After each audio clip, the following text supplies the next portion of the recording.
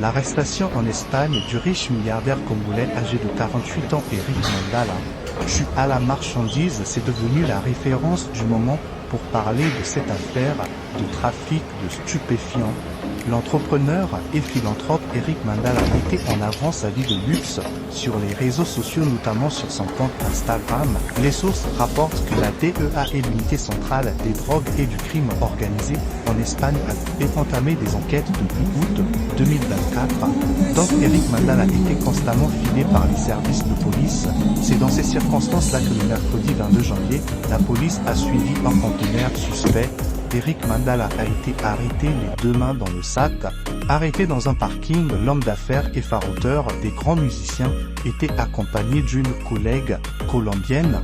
La camionnette stationnée dans un parking d'un centre commercial à Madrid transportait 200 kilos de poudre blanche et lors de son arrestation, les services de sécurité ont également saisi 50 000 $ en liquide. Cette nouvelle de son interpellation vient soulever des doutes concernant la provenance même de sa fortune.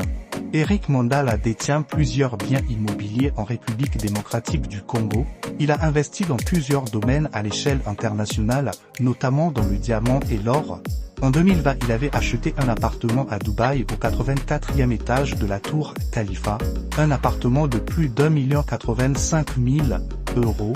Ses publications sur les réseaux sociaux mettaient en avant des voyages de luxe en jet privé, des voitures de luxe, des vêtements de marque et des voyages en yacht sur le fleuve Congo.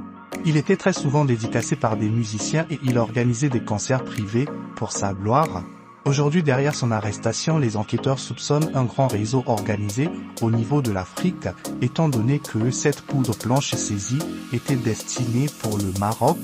Enfin, Eric Mandala était perçu comme un exemple de réussite pour certains jeunes Congolais et aujourd'hui de nombreuses personnes se questionnent s'il est réellement impliqué dans un trafic ou peut-être que son arrestation est un piège dans le but de le faire tomber.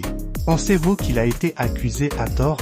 En attendant de lire vos commentaires, sachez que le chemin qui mène au bonheur demande parfois de renoncer à la facilité. Soyez exigeant et dur avec vous-même, renoncez aux affaires illicites.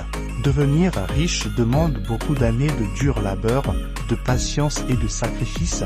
Ne soyez pas intimidés par des personnes qui exhibent leur richesse sur les réseaux sociaux. Souvenez-vous que l'argent ne fait pas beaucoup de bruit et les gens qui gagnent durement leur vie ne le dépensent pas aussi facilement. Sur ce, prenez soin de vous et surtout faites attention à vous. Merci.